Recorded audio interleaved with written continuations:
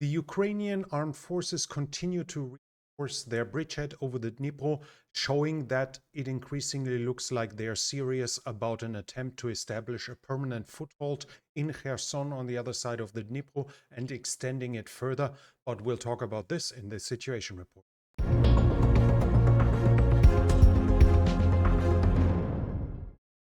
We'll start off with the overall situation in the north. The front line north of the Siversky Donetsk, most of it here is in Luhansk. Some of it here is in Kharkiv. Has not changed. The situation hasn't changed. While there are usually some claims from the Russian side that they have advanced here, that they have advanced there, I cannot confirm any fresh changes in the last 24 hours. The exact same thing is actually south of the Siversky Donetsk as well. While we do know the Russians have advanced somewhat here lately, while we do know they were active here over the railroad close to Andrivka, I cannot confirm any fresh changes, so we directly switch further down to Avdiivka.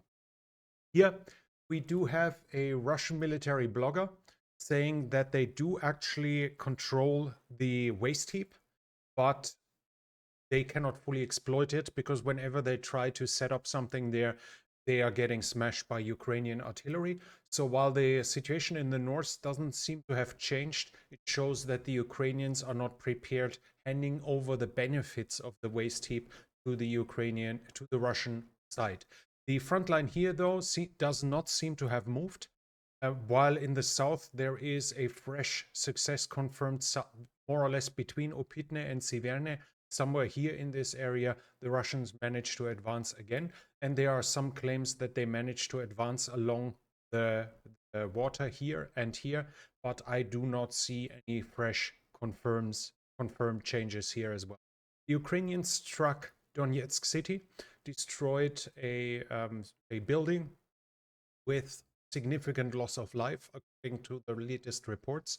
According to the Ukrainian claims, that has been a place where drone operators were being trained. So they say it was a military target. They took out not just the school for drone operators, but obviously also the personnel inside of it. Further south, Marinka fighting continuing, Novomikhailivka, Vuleda, Velika Novosilka. Nothing changes here. We do have attacks. The initiative is mostly by the Russians.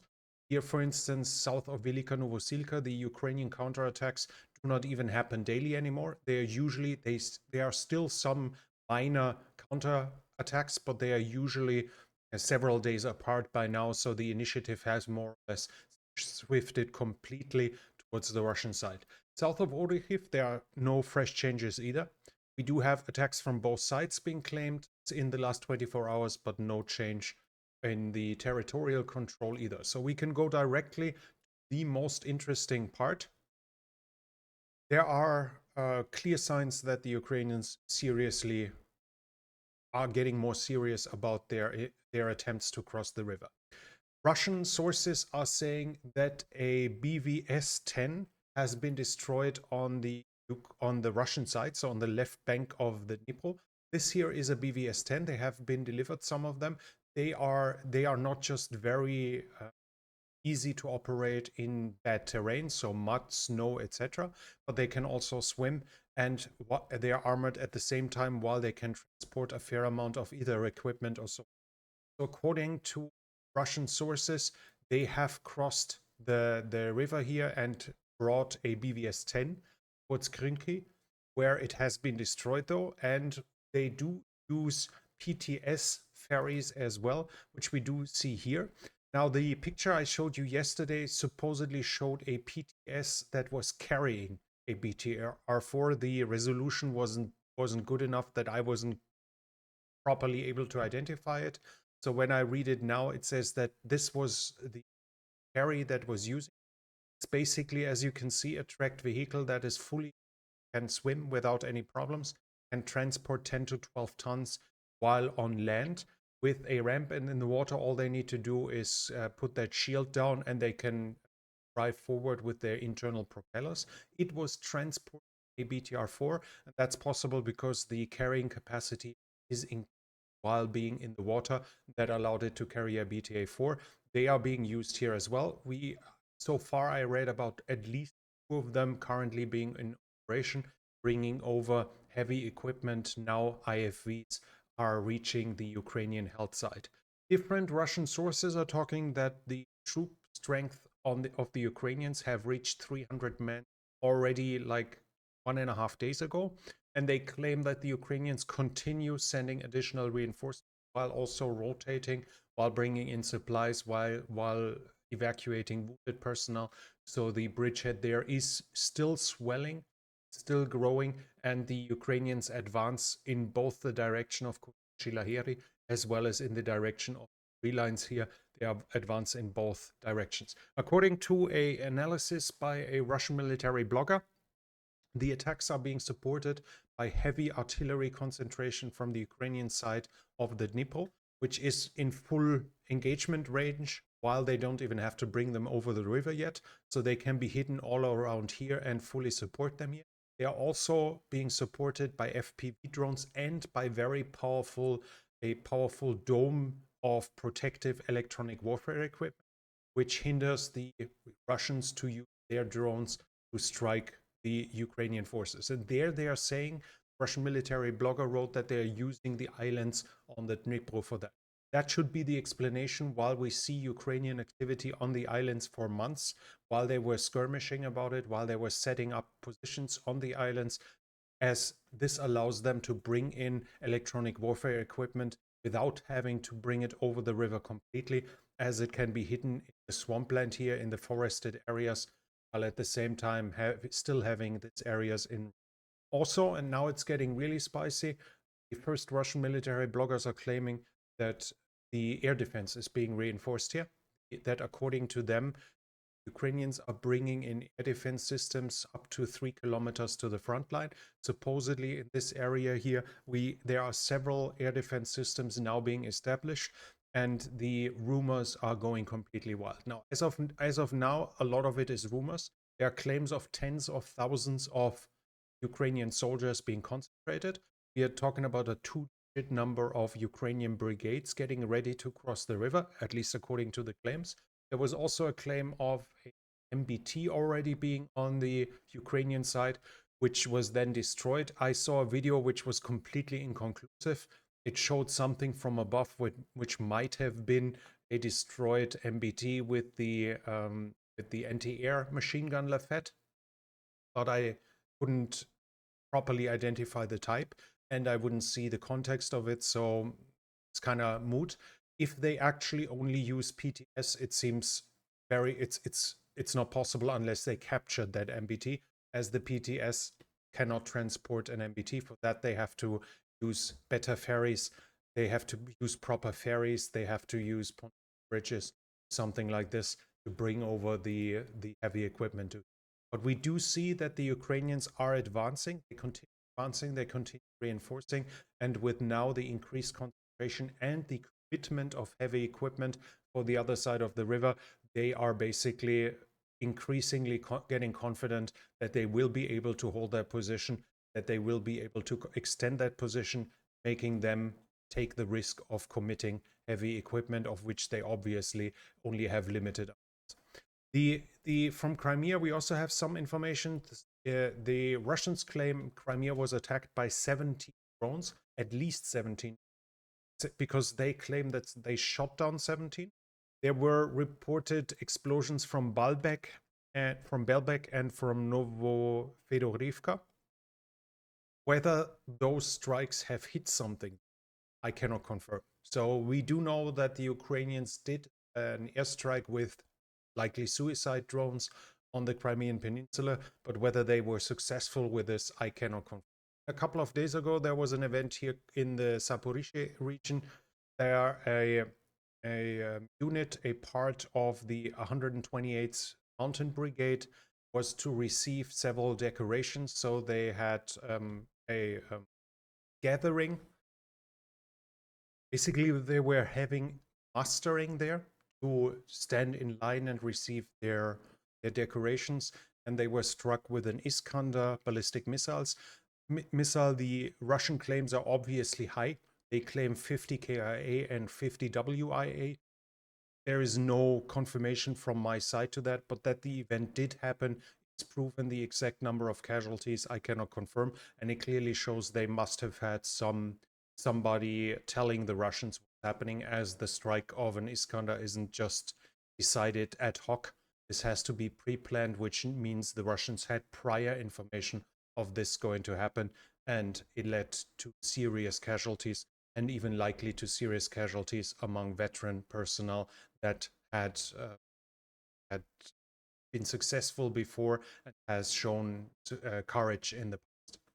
We also have news from Luhansk. It's not quite partisan activity, but more like intelligence agency activity. Mikhail Filiponenko, who was a former politician and commander within the Luhansk forces, a Ukrainian citizen who switched sides towards the Russians, was killed by the Ukrainians with a car bomb. They already said, yep, we did it. So we have that confirmed at that point as well. And we do have a video from Russian media that shows us here. This is the moment that Russian soldiers take their oath, but the special thing here is those aren't really Russian soldiers. I mean, they are in Russian uniform and they are swearing their oath for the Russian armed forces, but those are former Ukrainian POWs that have switched sides. Now, there are some claims that they might have been forced to do this, and this is like a violation of the Geneva Convention. Obviously, that's possible. At least one, I think even him, was identified to be from Mariupol. So we do know, thanks to them showing the faces, we do know that they actually see former Ukrainian soldiers, former Ukrainian POWs. But if and they might have been forced to do that because families might be in the Russian occupied areas, etc. But at the same time, Ukrainians also claim that they have a Free Russia Legion, several hundred men strong, even though on pictures we usually only see everyone masked and only a couple of them. So if the Ukrainians supposedly can win over Russian POWs to fight on their side, that after thousands of POWs on the Ukrainian side, they can find a few dozen, kind of makes sense. So while it's very well possible that they have been forced to fight for the Russians, I would not say that this is anywhere close to proof. Unless we actually see proof, we should assume that they might actually be volunteers. The Russians were also saying that in total they managed to recruit 70 of those, but the spicy thing actually is the name of the unit.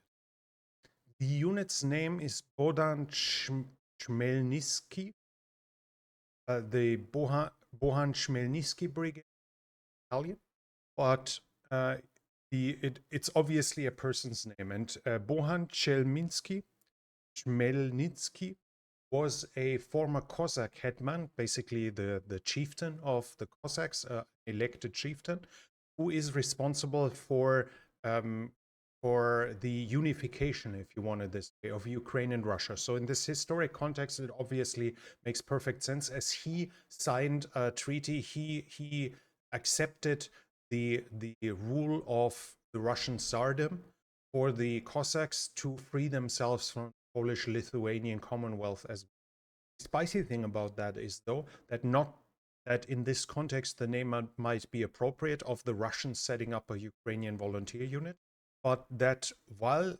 Chmelnytsky did his uprising against Poland-Lithuania, in the area that the fighting happened, it was accompanied by mass killings of Jewish population in the area.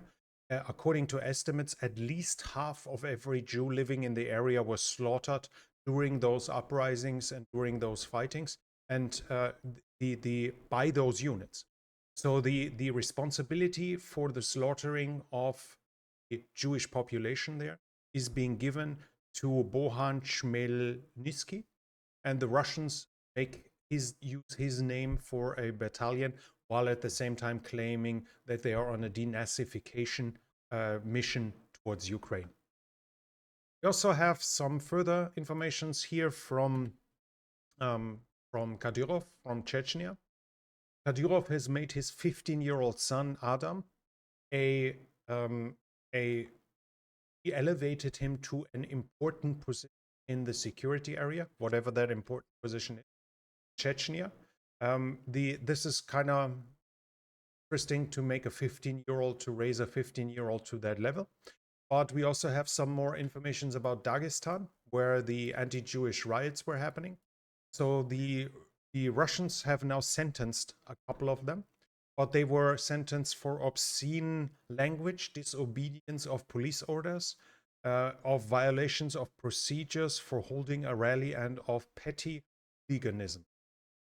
This shows us the choice for punishments, and the punishment itself was 6 to 10 days of arrest or forced labor. So basically a slap on the wrist, showing again in according to various interpretations that the Russians are fearful of stirring up the situation there by handing out too harsh punishments. At the same time, they did arrest the deputy, basically interior minister of Dagestan, under the accusation of corruption, which, while it might very well be possible that it was corrupt, it seems again to be in the context of weird sentencing in the areas, and it's getting more interesting by the fact that he has not been imprisoned in Dagestan, which is a Russian province where Russia has prisons, obviously, but they have flown him to Moscow, where it will be much more difficult for him to be, showing that at least the hopes from the West that Russia is facing turmoil might have some grounds for the speculations. But as I said, we are well within the realm of speculation here. Russia has already suspended years ago his the application of the Treaty on Conventional Armed Forces in Europe. Now it has officially left that treaty. And in response to that, at least Germany and the United Kingdom have stopped the implementation as well. I'm pretty sure other countries will have joined as well. This isn't necessarily relevant in the number of troops, because the allotted numbers are vastly higher than what the units currently have, and nobody really expects the British to quadruple or quintuple their MBT fleet within the coming few years, where it might be relevant, as this treaty limits the amount of tanks, IFVs, artillery pieces, planes, and helicopters. And in the West, everyone is far below that. It's more that this treaty also has some measures of controlling those treatments. And obviously, this, by suspending it, the controls no longer are possible.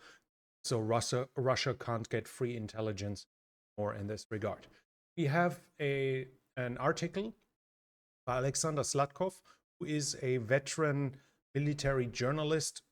In the West, we would probably call him a propagandist for the Russian armed forces. He has written a long Telegram post according to which Russia is facing problems if it doesn't really start to properly use its military potential. I'll just scroll it down to you so you can pause it if you want to read it yourself. But he basically says that there is a risk of a long war or a defeat unless the mobilization is really done. He understands that it's not that easy, because turning over the whole country war footing does cost a lot of money. And once the war is won, those companies are no longer needed. So it would cost even more money then. But he is worried, and he, one of them, would usually claim that everything's perfect on the Russian side, everything's and every weaponry is superior. Basically doing we in Germany would call it a hoorah propagandist. He would usually be that, and now even him being worried. Finally, we have some news about international support.